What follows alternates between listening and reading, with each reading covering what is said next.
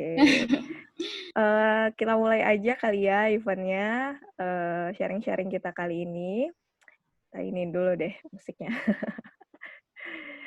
Oh, Assalamualaikum banyak dari warahmatullahi wabarakatuh.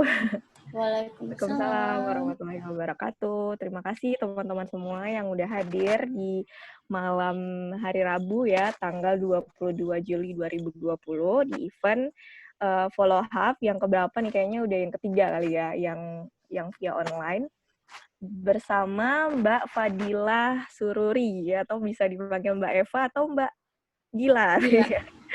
Oke, Mbak Dila ini luar biasa ya, kemarin udah disampaikan juga, kita pengen kulik nih tentang perjalanan karir beliau sebagai graphic designer di negeri jiran Malaysia. Saya kemarin Bisa tadi aja. sempat ini loh Mbak, sempat takut sama Kak atau Puan nih ya bahasa Malaysia. Panggilannya Puan kalau nggak di Gimana, Malaysia. gimana? Kalau di Malaysia pakai puan-puan gitu nggak? Enggak sih. Nggak ya? Ada cuma Hmm? enggak terlalu. Puan Nggak. kalau untuk yang udah nikah itu Oh gitu. panggilannya Puan. Iya, iya. Kalau belum nikah itu dipanggil Cik. Jadi Cik dan Oke, Puan. Ciknya oke. Miss sama Madam gitu. Inilah.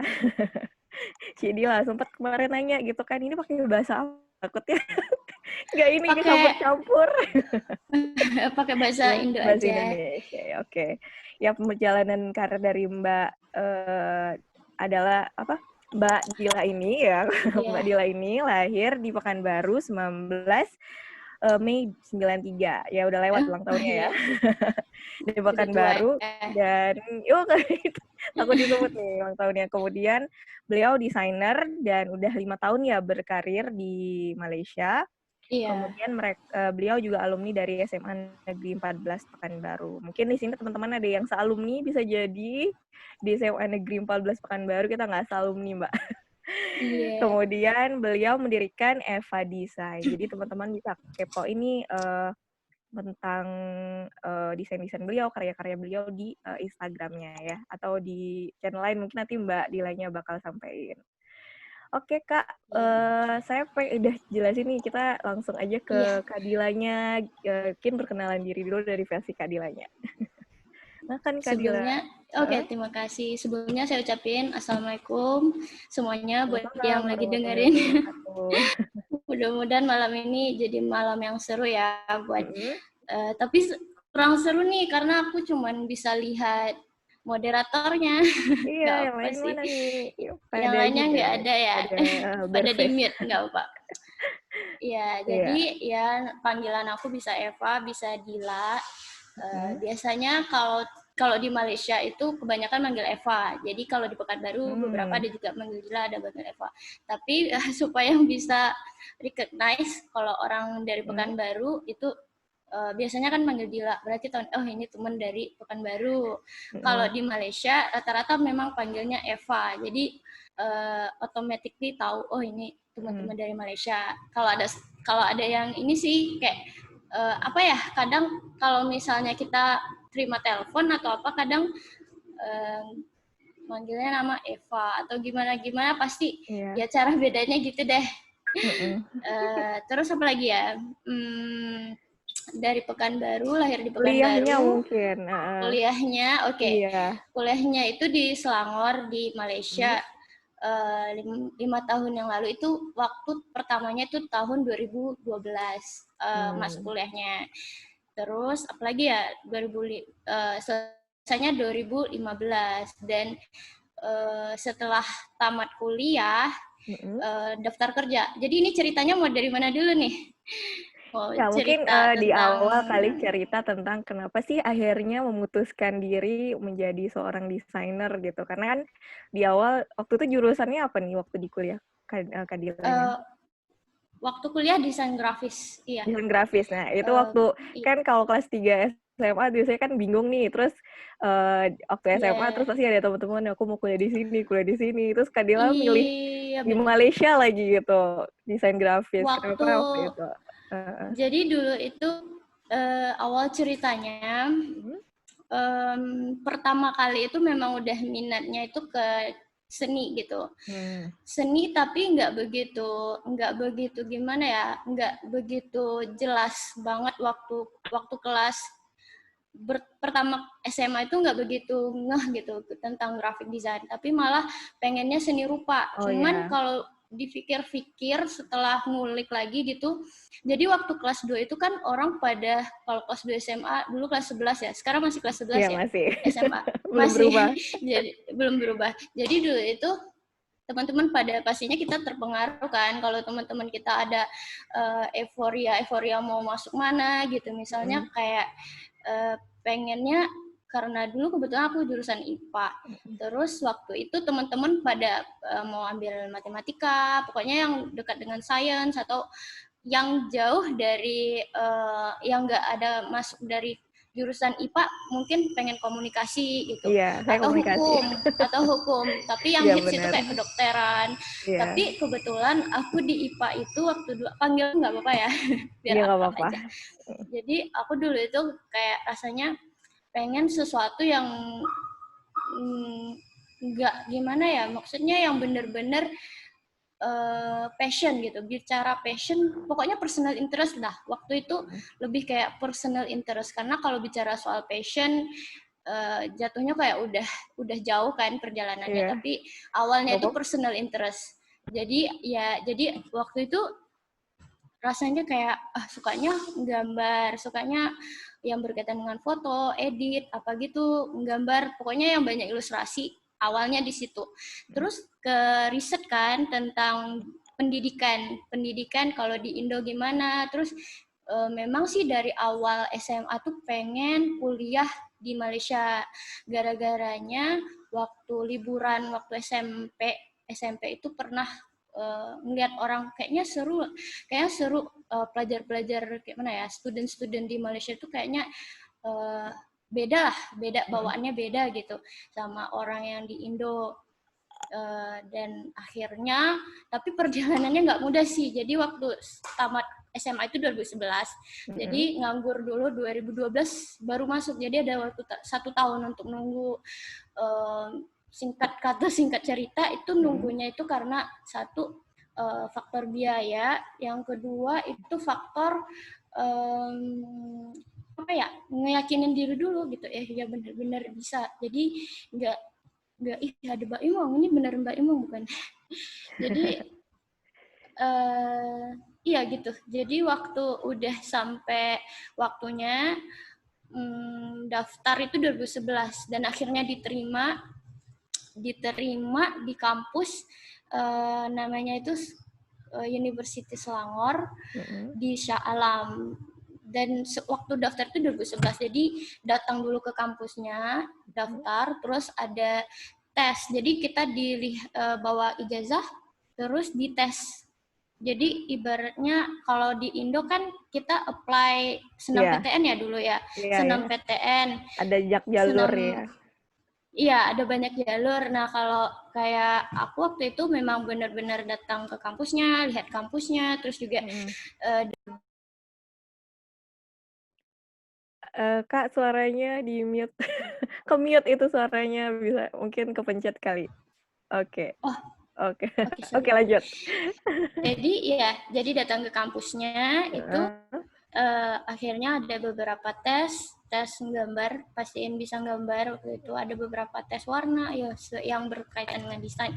Nah, setelah itu pulang ke Indo, setelah udah apply pulang ke Indo itu ke Pekanbaru itu kira-kira akhir 2011. Nah, jadi nunggu dipanggil dulu karena prosesnya waktu itu kalau kita apply daftar kuliah di Malaysia, dia nggak langsung kayak nerima kita, oke, besok bulan depan bisa. Jadi di sana itu ada tiga apa ya namanya, tiga penerimaan, tiga gelombang jalur ya, atau gelombang. Iya, 3 gelombang. Jadi gelombang Maret, Juli, sama Februari, Mei, sama akhir tahun. Jadi 3 dalam 1 tahun. Kalau di Indo kan cuma satu kali ya, 1 tahun sekali ya nggak sih? Oh iya, cuma mungkin jalurnya ajaran memperlambat baru. Iya, ajaran baru. Iya.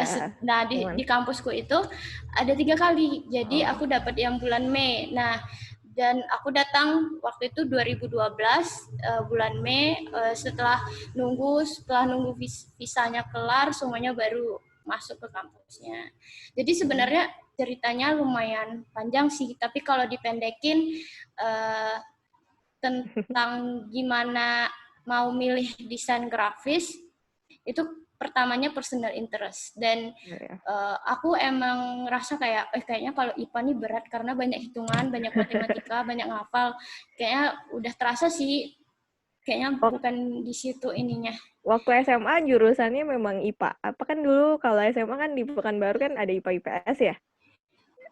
Kebetulan aku masuk di IPA waktu itu, Oh, karena ya. kalau anak IPA itu gimana ya? Mungkin karena aku introvert kali ya, nggak banyak MBTI-nya iya. apa? Iya, karena nggak terlalu suka nggak terlalu suka yang riweh-riweh. Kebetulan di situ lokal IPS-nya ya lumayan rame ya lah. anaknya. Iya, rame. Jadi Kalau ya. Kalau dulu emang suka gambar apa gimana? Atau emang baru interestnya tuh waktu mau milih jurusan, atau emang dari kecil tuh emang suka coret-coret gitu, udah aku akhirnya ngambil desain gitu. Iya, jadi karenanya itu dari TK sih, dari kecil, dari sebelum TK memang suka gambar. Even though mungkin ya cuman hobi sih, hobi gambar.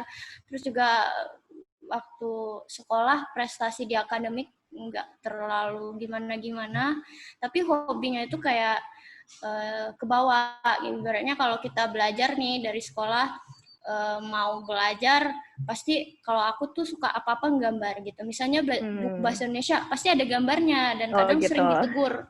Iya, sampai suka ditegur. coret-coret ya, gambar kartun di belakang buku ya. Kalau bukunya buku sekolah susah juga nih. Biasanya kalau di sekolah kan ada sumbangan buku gitu kan. Suka digambar-gambar. Iya, benar. Iya. Tapi kalau dulu itu kalau di sekolah prestasi ya gimana ya? Pokoknya kalau akademik nggak begitu ini sih. Aku suka gambar aja. Gambar sih gimana ya? Suka sesuatu yang berkaitan dengan seni. Halo Robi Chandra.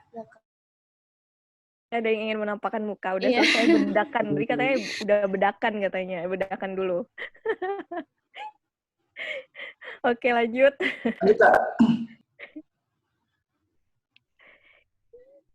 Ya. Kemana? Udah itu apalagi ya? Tentang SMA apa? Iya. Kayaknya bisa sih, sama kayak kebanyakan orang nih, kalau sharingan aku juga gitu. Misalnya mereka suka dengan seni misalnya, tapi mereka tuh ragu gitu. Seni kan ada banyak nih, ada banyak ruangnya misalnya kayak seni rupa, atau mungkin sekarang zaman era modern juga ada banyak advertising juga udah large, udah nggak kayak dulu gitu. Sekarang juga newspaper, dulu kan paling hits newspaper, majalah, nggak koran printing gitu. Sekarang itu kayaknya digital udah seperti king di era sekarang. Kalau dulu waktu milih jurusan desain, ini kan ini sih kayak pandangan orang tua ya, karena kita juga nggak jauh juga beda usianya gitu. Ada nggak orang tua komen gitu kayak, ngapain sih ngambil jurusan gambar-gambar, kamu mau jadi apa? Karena kan orang tua zaman kita gitu kayak masih kurang sih. Iya, benar. Kurang dengan yang pilihan jurusan yang agak off the box gitu. Biasanya kan orang kayak di sosial, terus juga di dokter gitu kan, yang profesinya emang udah real gitu. Oh, kamu ngambil pendidikan mesti jadi guru gitu, atau ngambil perawatan kamu jadi perawat gitu kan. Kayak gitu. Kalau waktu ngambil desain ada nggak sih kayak pandangan dari orang tua gitu? Justru pertentangan itu banyak datang dari di luar rumah gitu, kayak saudara jauh, sepupu gitu, tante, om. Iya, kebanyakan dari luar. Kalau dari dalam, dari sendiri alhamdulillah nggak ngelarang sih, karena mungkin ya kebetulan nih untungnya mungkin ada sedikit keraguan sih di awal-awal, tapi pada saat itu gimana akunya meyakinkannya, kita itu kayak ada perjanjian gitu. Aku ada gitu. perjanjian internal sama ya orang Tua. tuaku. Kalau misal aku nggak berhasil, itu bukan tanggung jawab orang tuaku. Artinya garansinya aku harus gimana ya, harus benar-benar mempertanggungjawabkan pilihan yang aku ambil gitu. Nah, alhamdulillah tamat kuliah juga udah mandiri lah intinya. Alhamdulillah. Nah, balik nih, setelah kan udah lulus, kemudian udah proses, udah milih nih jurusannya ternyata desain, terus menyenangkan, akhirnya lulus nih. Gimana nih, Kak? Kan sekarang udah jadi desainer dan bisa dibilang sudah berkarir banget di Malaysia. Suka dukanya nih di Malaysia gimana? Apakah susah gitu sebagai orang, bisa dibilang kita orang asing ya jatuhnya di Malaysia kan? Iya, Apalagi iya. berkarir di negeri yang bukan negeri kita sendiri gitu kan. Itu gimana ya? Mungkin cerita suka dukanya nih ngebangun Eva Design ya.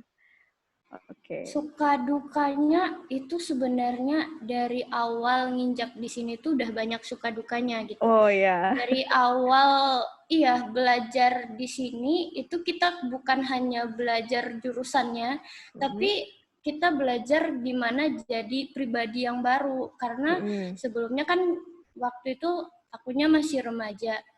Belum ibaratnya modal hidup di rantauan tuh baru dimulai gitu. Ibaratnya tuh everything start from the scratch, benar-benar dari kertas kosong lah gitu.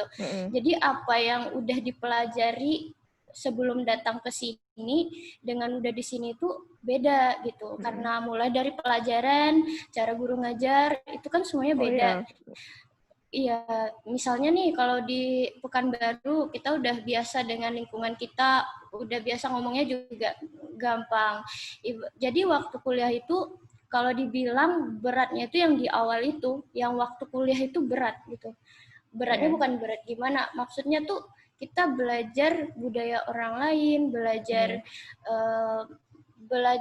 membawa diri karena memang mungkin kita sama ya satu rumpun, tapi banyak perbedaan cara ngomong, terus juga iya gaya, terus bicara kita bedanya itu beda-beda tipis, tapi ketara gitu loh.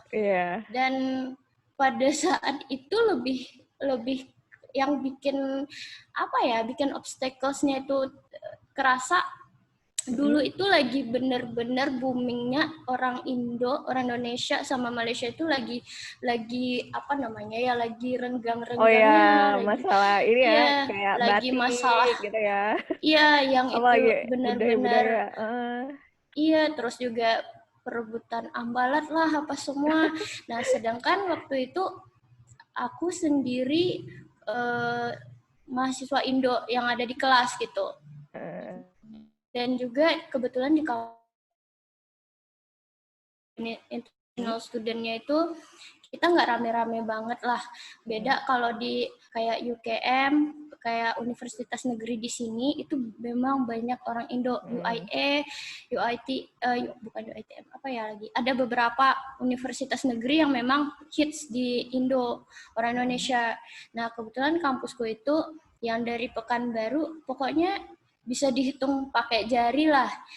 Jadi kita itu benar-benar ngerasa kayak hidup di lingkungan baru yang kita harus learn by experience gitu, learning by doing, bicara dengan dosen, terus juga ketika kita banyak deh yang bisa, yang kalau diceritain mungkin kayak mungkin kalau misalnya lagi pun juga bahasa Inggris aku waktu itu zaman itu tuh memang ibaratnya standar lah, baru tamat SMA. Susah jelasinnya pada saat itu. Kayak semua tugasnya dalam bahasa Inggris. Terus apalagi ya, presentasi harus pakai bahasa Inggris. Nah, yang gimana ya, yang kayak tamparan pertama itu waktu kita tuh yakin bisa kuliah dengan hasil yang baik, justru waktu semester pertama IP aku itu rendah. Di situ awalnya itu. Nah, IP, kalau IP Nah, sebelum lanjut nih, kita serunya udah rame banget yang datang. Kita sapa-sapa dulu nih teman-teman yang datang. Makasih teman-teman, mungkin bisa kasih namanya di sini dan dari mana.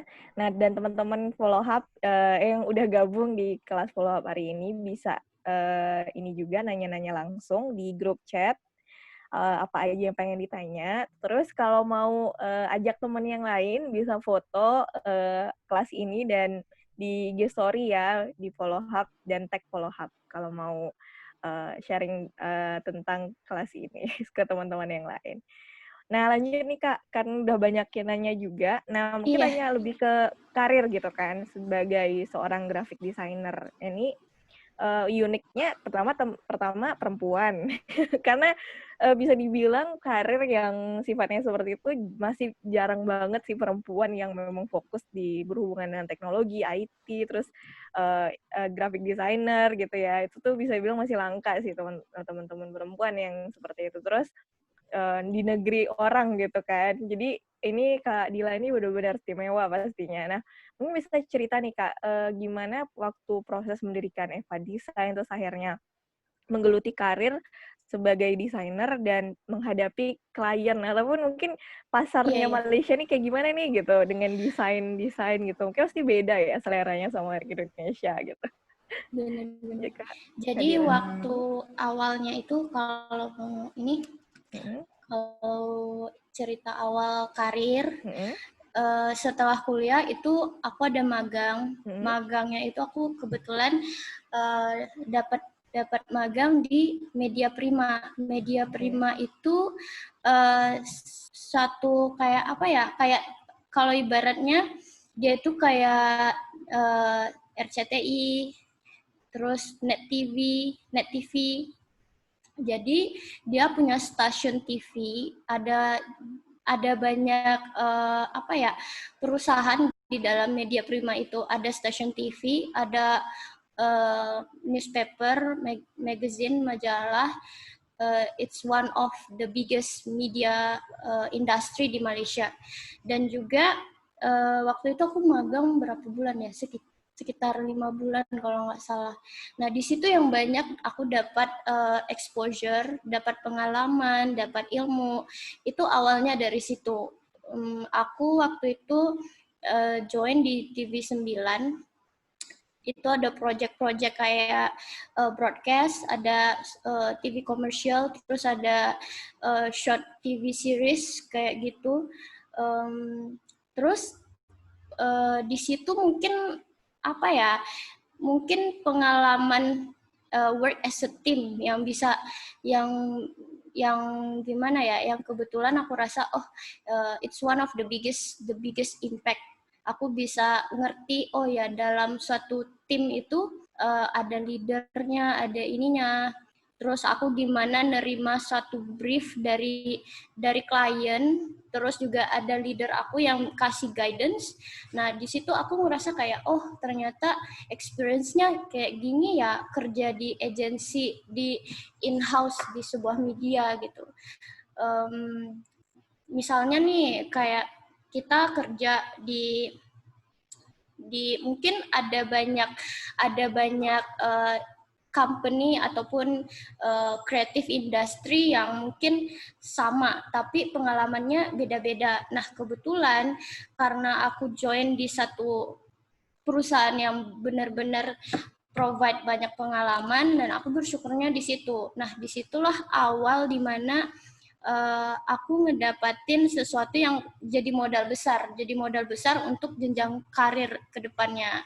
Setelah aku magang di situ dengan portfolio, dengan juga klik dengan staff-staff lain yang juga jadi teman aku pada saat itu banyak ngasih input, banyak ngasih masukan. Setelah aku graduate, setelah aku wisuda, aku nyoba apply. Jadi awal karir itu gimana bisa achieve, gimana bisa dapat kerja di Malaysia, kalau menurut according to my experience, pertama kali itu cari motivasi yang benar-benar sesuai sama diri kita. Contoh, misalkan kita sukanya di mana nih? Ini buat teman-teman yang mungkin pengen ngikutin jejak orang yang dapat kerja di bidang ini, bidang graphic design atau creative industry. Pertama kali tuh cari motivasi yang sesuai gitu.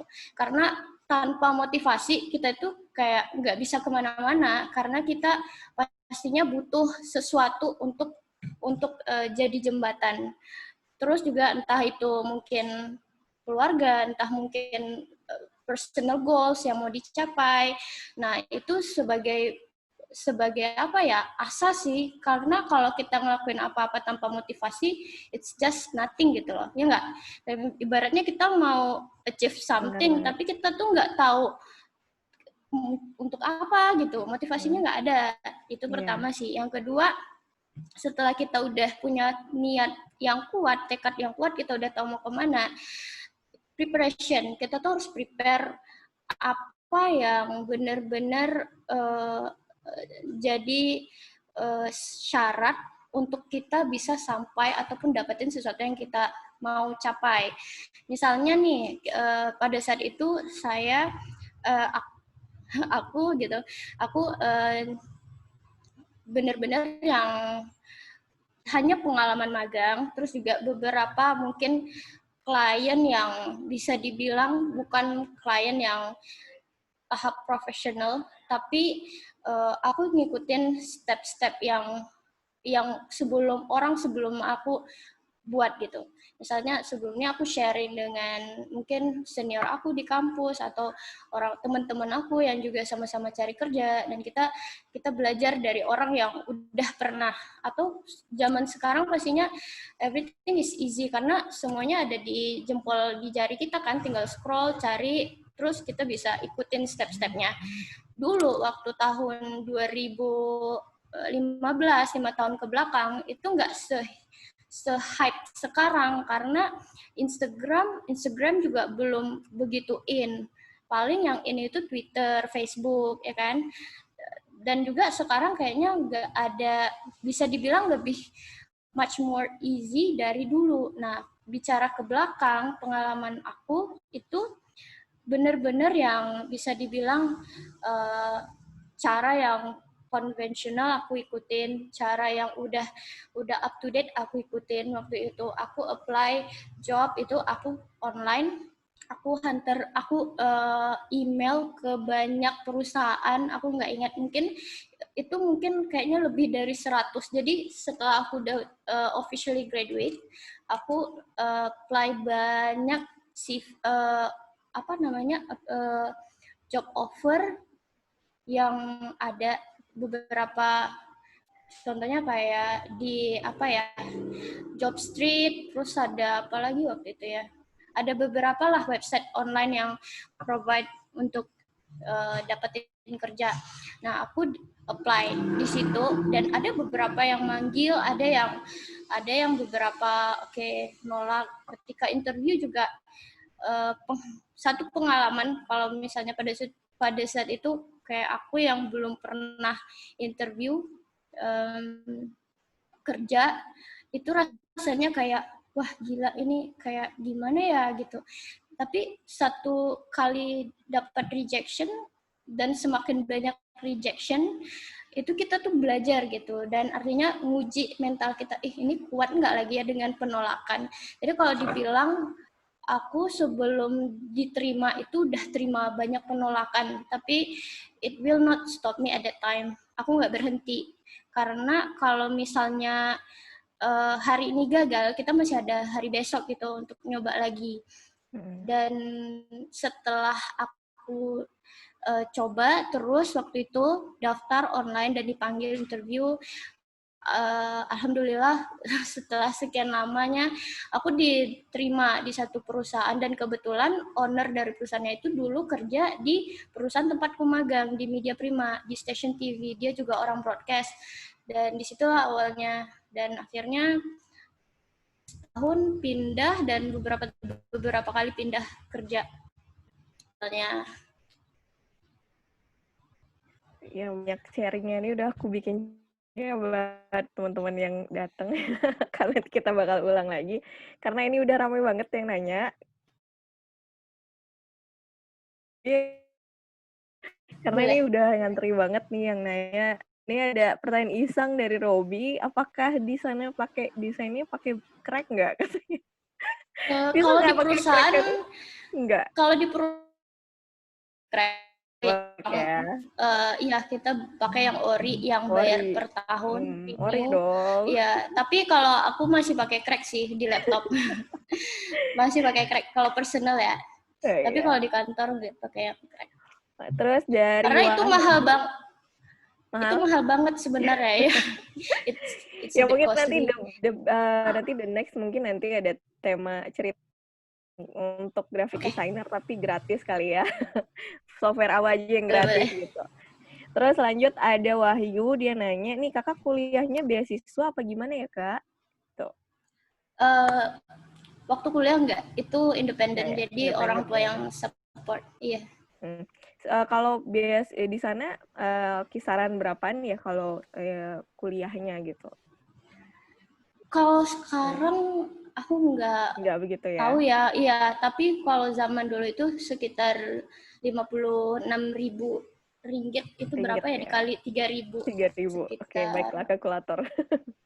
iya sekitar Oke. itulah lima puluh Nah, enam ribu ringgit. kakak sempet nggak kerja nih ada dari Muhammad Ibrahim, cuman saya nanyanya ditambah ya, tadi dia nanya rank gaji di Malaysia berapa ya, atau keadilannya pernah kerja gitu di company secara full time mungkin range gaji atau salary di sana berapaan gitu? Range gaji, jadi Hmm. kalau di sini itu ada standar, kalau di sana apa ya namanya? Standar UMR, UMR, benar. upah Nah, kalau minimum upah regional. minimum, ya. Hmm. Jadi kalau UMR di sini itu beda-beda. Kalau ikutkan range, kalau ikut range-nya itu ikut jurusan yang diambil. Contoh kalau S1 atau S1 graphic design akan refer lagi dia berapa tahun kerja. Contohnya misalkan dia udah kerja fresh graduate, pastinya beda sama orang yang udah kerja 5 tahun, 3 tahun, atau lebih dari 6 tahun gitu. Jadi kalau range gaji itu segmentasinya banyak gitu, mengikut apakah dia lulusan S1, apa D3 atau S2, terus kalau misalnya pengalamannya gimana, udah berapa kali pindah, terus gaji terakhirnya berapa. Waktu aku dulu gaji pertama, boleh di-share apa nggak usah lah ya di-share. Kisaran aja Kisaran mungkin. ya, jadi waktu Pakai itu ringgit aja, jadi nanti mereka pusing gitu kan, cari ya kalkulator berapa. bener-bener. Jadi di sini tuh kalau pekerjaannya itu wajib bayar pajak juga. Jadi berapapun gajinya harus bayar pajak. Oh Jadi ya. kebetulan dan untuk urusan pajak ini pun beda-beda ininya. Jadi kalau gaji di bawah 9 juta itu nggak kena pajak di sini. Terus apalagi ya? Tapi beda-beda sih. Jadi ada bayaran yang kita mau nggak mau harus bayar, kayak asuransi apa gitu, itu harus dibayar. Jadi kalau bicara soal gaji bersih dengan gaji kotor, mungkin gaji kotor itu kisaran waktu itu 2000 di atas 2.500, dan bersihnya itu ya sekitar 2.500 setelah ditolak-tolak gitu awal Oke. kerja. Oke, ya balik ya teman-teman, mungkin kalau di situ UMR segitu ya. Kalau di sini hitungannya ya kasarnya 1 sampai 2 kali ya kalau start kerja awal ya. Terus nih ada nih dari pengen belajar. Aku nggak tahu nih tadi udah bilang kasih nama panggilan ini tapi tetap pakai nama anonim. Pengen belajar, Kak, apa sih alasan Kakak untuk memutuskan berkarir di Malaysia?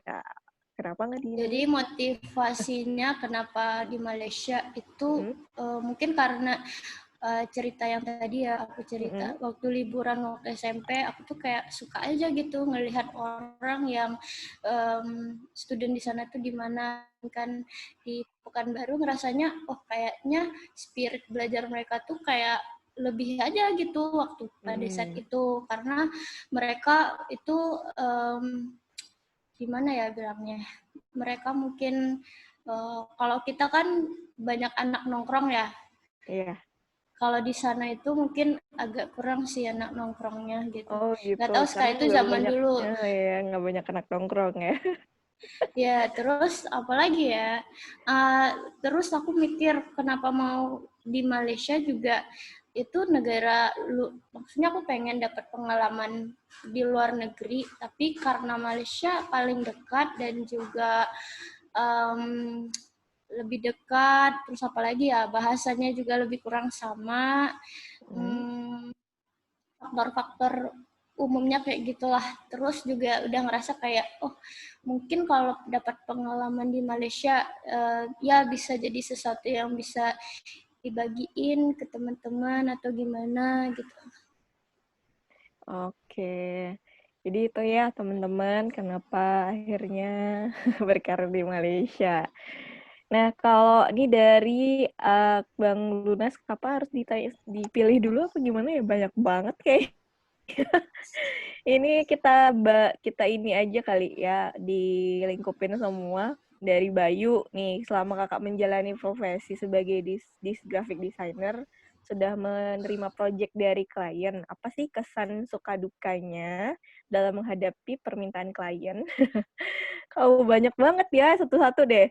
Terus kemudian gimana sih kakak bisa menjalani permintaan klien tersebut? Ini mungkin sebagai umum graphic designer. Terus ada yang nanya, gimana sih kakak bisa keluar dari zona nyaman dari Arif Putra? Dan kalau misalnya nggak bisa desain, gimana ya kak? Gitu. Mesti sekali tiga deh, Jadi sekali biar. yang mana dulu nih? Yang mana dulu nih? Terserah, mungkin yang kalau nggak bisa desain gimana kak? Oh, yang itu. Kalau nggak bisa desain, belajar. Iya benar ya Kalau jawabannya itu sebenarnya. kalau ada kemauan pasti bisa. Iya, ada Terus jalan. kalau benar-benar gimana ya, benar-benar it's something that you really like, that's something that you really love, pasti bisa. Ibaratnya kalau kita suka sama seseorang, kita tuh nggak akan berhenti sampai dapat jawabannya, bener nggak sih? Kalau ini punya curhat. enggak Ini sih, curhat. ini bener. Beneran? Itu contoh Kirain paling kalian. sederhana. Gitu. Oke. Iya bener kan, kalau kita mau sesuatu apa aja deh gitu, pasti kita mau dapetin jawabannya gitu. Ada perasaan. Oke, kalau dalam mendesain itu ada istilah gini, if you are not curious, you will not get it. Maksudnya kalau misal kita nggak ngerasa penasaran, kita nggak akan ngelewatin prosesnya gitu. Contoh, kalau misalnya kita melihat sesuatu di billboard, ada sesuatu apa ya yang menarik dari iklan di billboard, terus kita mikir gimana ya cara bikin iklan kayak gitu, mungkin kita nggak tahu namanya apa, dan ternyata setelah kita research namanya tekniknya photo manipulation misalnya. Dan kita ikutin stepnya sampai kita bisa. Oke. Artinya ada perasaan curious, penasaran, akhirnya kita dapat jawabannya, benar nggak? Nah, itu satu contoh sederhana dalam pertanyaan tadi. Kalau nggak bisa, kalau dalam percintaan penasaran sih, dia suka juga nggak sih, jadi ditanya gitu ya. Oke, ya, itu lanjut. contoh Sama sih. fokus ya. Fokus lanjut ya. Tadi, terus kemudian kak, gimana kakak keluar dari zona nyamannya kakak? Karena kayak tadi ya ceritanya kakak di Malaysia, kemudian berkarir di sana, di mana di zona ketika orang mungkin kakak di Pekanbaru gampang banget ketemu rendang, di sana ketemunya nasi nasi biryani mungkin. Iya, benar-benar. Jadi dari segi makanan kan bisa dibilang pasti ada kangen-kangennya kali kan. Gitu. Benar-benar. Jadi bicara soal gimana keluar dari zona nyaman itu pilihan kita sih gitu. Ibaratnya nih kalau misalnya kita ngerasa nyaman di rumah, terus kita tuh mungkin nggak tahu di luar tuh ada apa. Kita nggak tahu kalau misalnya di luar sana itu ternyata banyak orang-orang yang bisa jadi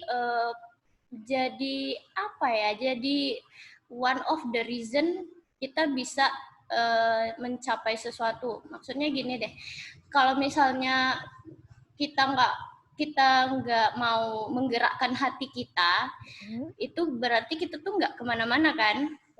Kita tuh udah kayak comfort dengan sekeliling kita gitu. Artinya dorongan dari dalam nggak ada. Jadi kalau ditanya kayak gitu terus gimana? Ya kita harus ada dorongan dari dalam. Misalnya gini nih, kita mau apa ya contohnya? Misalnya contoh sederhana, kita mau sholat tapi kita tuh kayak nunda-nunda karena kita nyaman di kasur sama handphone kita kan. Dan nggak ada dorongan. Tapi kalau orang yang udah punya dorongan, udah tahu, oh ya ini udah waktunya nih, oke, bangun, akhirnya kita sholat, misalnya gitu. Ya sama, apapun pekerjaannya, kita harus ada dorongan. Akhirnya kita tuh tahu, oh ternyata karena kita udah lepasin diri kita dari zona nyaman itu, akhirnya kita tuh bisa move on, pindah ke zona, ya ke zona yang lain, ke zona baru. Nah, yang lebih menantang. Karena kalau hidup nggak ada tantangan nih, artinya kita nggak belajar kan, kita nggak ngerasain apa-apa. Kita nggak tumbuh ya kalau kita di zona nyaman, kita nggak bakal bertumbuh. Bener. Nah, ini kalau ini kan mungkin secara umum ya dari Bayu ya, ini pertanyaan terakhir, tapi kita kayaknya masih ada di satu pertanyaan lagi. Kalau teman-teman pengen nanya bisa di grup chat bawah ya. Satu lagi ya, ini kita jawab dulu pertanyaan Bayu. Selama kakak menjalani profesi sebagai graphic designer, sudah menerima project-project nggak dari klien? Gimana sih kesannya? Terus kalau ada klien yang bandel mungkin ya, nyeleneh kalau di sini ceritanya. Tapi kalau bahasa Inggrisnya apa ya? Bahasa Malaysianya apa sih? Bahasa Inggrisnya kalau nyeleneh itu apa ya? Doesn't make sense sih. Misalnya dia minta apa-apa itu it doesn't make sense. Terus kita banyak permintaan kayak mungkin gini deh. Contoh ya, kalau dalam dunia kerja, ini ada banyak sebagai desainer ini skupnya beda-beda. Kalau kita kerja di agensi, which is kita ada leader yang benar-benar akan jadi guidance untuk kita supaya kita hands on. Misalnya dia adalah project yang receive the project gitu. Dia akan brief ke kita dan dia adalah orang yang deal dengan klien. Jadi apapun project yang masuk, dia akan jadi leader deh gitu. Ini kamu bikin ini, brief dari dia dan kita tinggal ikutin arahan. Atau kalau kita mau kasih inisiatif, sebagaimana kita udah ditugasin nih jadi orang kreatif, mungkin hanya receive project kan, oh ya bikin, ibaratnya disuruh bikin poster yang begini, ikut briefingnya, let's say briefingnya bilang, kita mau jual iPhone ini target audiensnya ini. Nah, jadi kalau receive project itu kan biasanya nih, dia akan datang lengkap dengan segmen-segmen dalam briefingnya. Contohnya siapa target audiensnya. Yang kedua, ini directionnya kemana sih? Directionnya kemana gitu. Terus yang ketiga mungkin dia kompetitornya siapa gitu. Nah, itu kan mempermudah kita nih dalam membuat desain. Oh ya, udah tahu nih briefingnya begini. Nah, kita tinggal main di di area kreatifnya gimana kita make the project the artwork works gitu. Bikin artworknya itu benar-benar works, maksudnya itu benar-benar bekerja gitu. Artinya dia boleh dikomersialkan, terus value-nya dapat, semuanya udah udah on point intinya. Nah, jadi kalau misalnya situasinya gitu, kita ini udah ada guidance. Gampang, mungkin obstacle-nya desain prosesnya. Tapi kalau misalnya kita kerja di in-house, contoh nih, in-house, satu perusahaan media apa gitu, atau produk. Mereka punya desainer. Contohnya produk apa ya? Yang startup lah, produk apa gitu. Misalnya contohnya sabun muka misalnya contoh. mereka baru establish, mereka baru mulai, dan mereka hire designer, mereka punya marketing, mereka punya ini. Nah, itu struggle-nya double sih, lebih harder maksudnya. Karena apa? Karena kita di situ harus come up complete with own our own apa ya namanya, datang dengan value kita sendiri gitu loh, nggak ada value dari bos kita. Iya benar, indie lah gitu, indie. Jadi benar-benar sendiri gitu. Nah itu beda. Nah kita tuh harus belajar banyak exposure dari luar, tanya-tanya orang yang punya pengalaman sama dengan kita, karena kita itu kayak tulang punggungnya brand ini gitu. Nah itu beda lagi. Nah ini sekarang aku nyoba kotak-kotakin sesuai dengan kondisinya gitu. Karena kerja dengan agency beda, kerja dengan in-house beda, kerja dengan third party beda, kerja sebagai freelancer beda, kerja sebagai apalagi ya, perusahaan yang perusahaan yang collab, misalnya kolaborasi dua perusahaan, itu juga beda. Berarti ya. Iya. Nah, itu beda. Nah, di sini lihat lagi kita ditempatin di yang mana gitu. Kalau yang paling mau banyak dapat ilmunya dari orang yang bisa jadi role model sebagai graphic designer atau apa-apa designer, itu sebaiknya sih kalau menurut pengalaman aku baiknya di agency, di mana di situ ada art director, ada copywriter, ada lengkap deh satu set. Karena dalam advertising, dalam dunia graphic design pastinya relate dengan advertising, ataupun dengan branding, ya enggak, yang berkaitan dengan visual communication. Jadi kita maunya dapat ilmu banyak itu, kalau menurut aku personally, kita bisa dapat banyak di agency, karena mereka dalam satu company kita fokus di desain, kita fokus buat artworks, karya, dan di situ ada banyak divisi yang bisa bantu kita, jadi kita work as a team. Tapi kalau yang kayak aku bilang tadi, kalau kita kerja di in-house dan nggak banyak teamwork-nya, nah itu memang struggle. Nah itu bedanya. Nah, kalau di soal untuk handle project, contohnya kayak aku nih, aku mulai dari awalnya itu belajar menerima arahan. Jadi aku nerima arahan dari bosku, dari directorku atau supervisor, dia akan ngasih brief, dan kita biasanya mistake yang kita lakukan sebagai desainer itu banyak. Awal-awalnya pasti banyak. Entah itu miscommunication, entah itu karena deadline, entah itu karena pasti ada. Revisi, nah di sini pasti. atau misalnya kita punya deadline clash sama deadline project yang lain gitu. Nah itu jadi PR juga, karena kita itu harus siap dengan segala circumstance, segala keadaan kondisi yang kita kondisi yang kita hadapi. Terus apalagi ya, jadi kalau misalkan kayak aku awalnya itu belajar gimana get the brief clearly.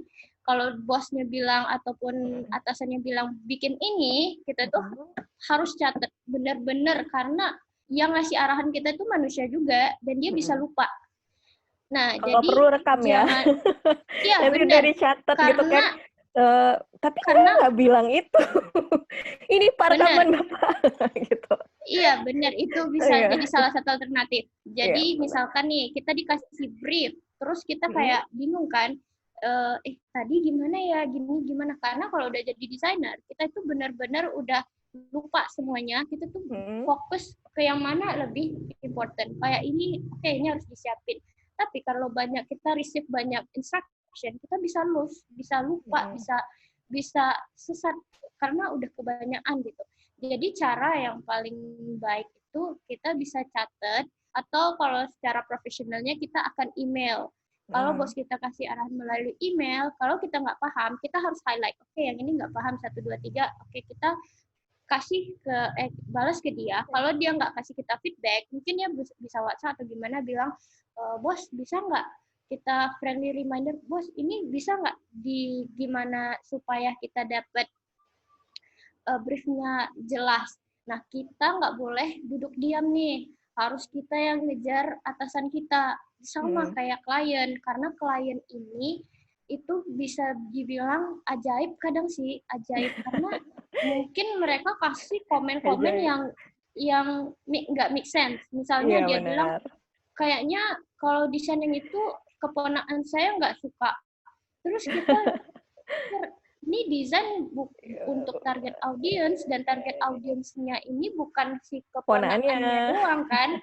Iya, ini target audiensnya untuk misalnya untuk usia remaja atau gimana. Nah, itu sih yang ininya. Caranya supaya gimana kita bisa deal ataupun win dalam project, misalnya kita udah siap nih, jadi prosesnya itu kita receive the brief. Yang kedua itu kita propose idea, brainstorm, terus propose idea. Oke, bos, kita bikin kayak gini ya, misalnya kita desain properti. Oke, propertinya udah gini, kita pakai modern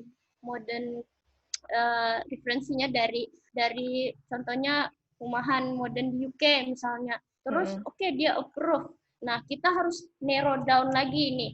Oke, ini udah kita bikin mood board. Karena kita udah tahu nih, oh iya ya, ini mau bakalan kayak gini, konsepnya ini kita presentasi, terus juga setelah itu kita dapat feedback, dia approve, baru deh kita buat sketches, draftnya, blueprint. Sebelum kita terjun ke digital, kita harus bikin blueprint. Ibaratnya kita bikin rumah, kalau arsiteknya terus bikin desain, final desainnya, terus di-reject, itu kan fatal tuh. Sama kayak bikin desain juga. Kalau kita misalkan udah confident, terus kita terus final, terus dia nggak approve, kita udah ngabisin 2 minggu untuk nyelesain desain yang kita bikin, tapi kita di-reject. Artinya kita dapat revision, dan itu wasting time. Nah, yang kita harus hindarin itu wasting time. Terus yang kedua,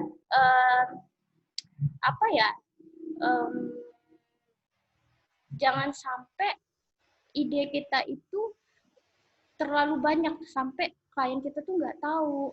Akhirnya klien kita tuh musing-musing, jadinya pusing ke sini, pusing ke sana. Akhirnya ya keduanya nggak ada kata mufakat. Nah, itu yang harusnya kita face, harus kita hadapi.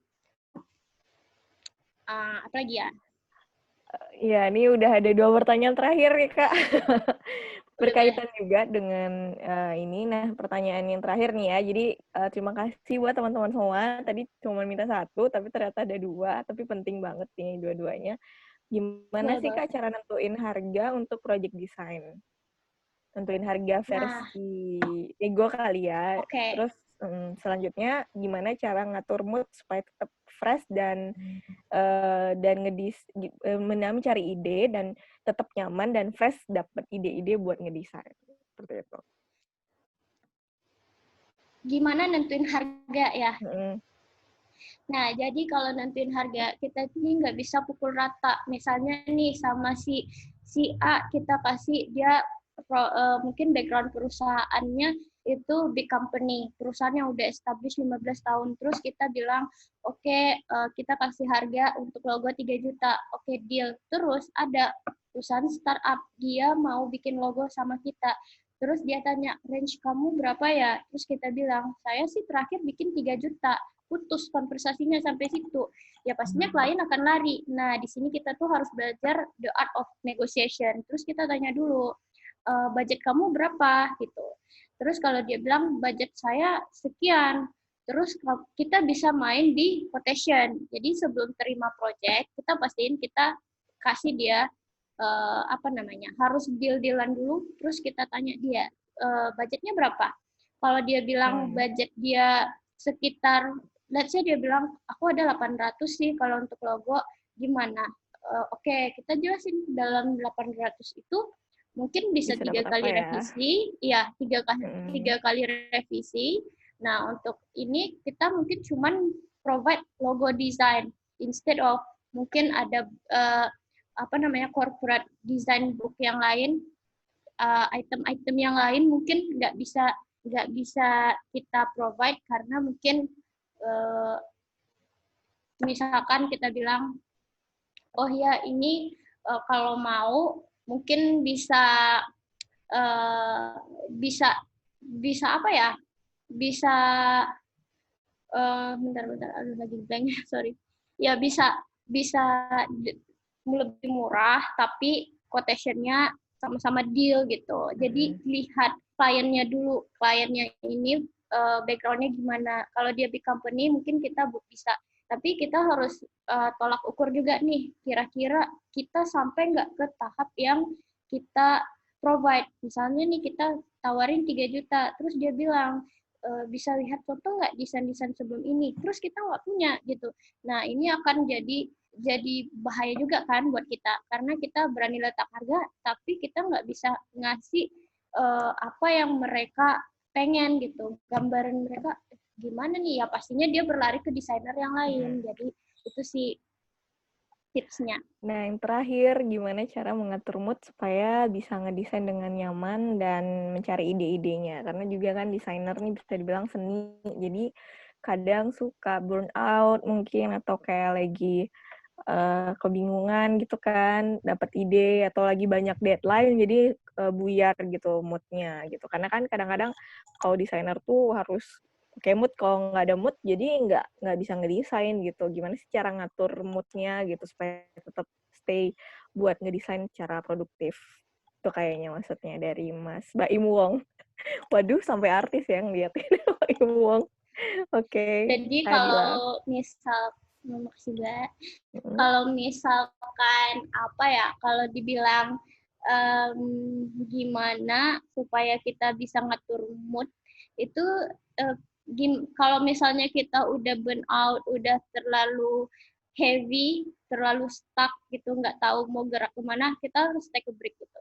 Misalnya kita kerja dari pagi, dari jam 9 sampai jam 6, itu udah butuh waktu untuk istirahat. Kita harus istirahat karena pastinya badan kita itu kasih signal kayak misalnya udah capek nih, ya udah istirahat, tapi kita tinggalin bener-bener istirahat, atau kalau perlu kita harus cari something yang bikin kita jadi mood booster. Misalnya kita pergi jalan, atau kita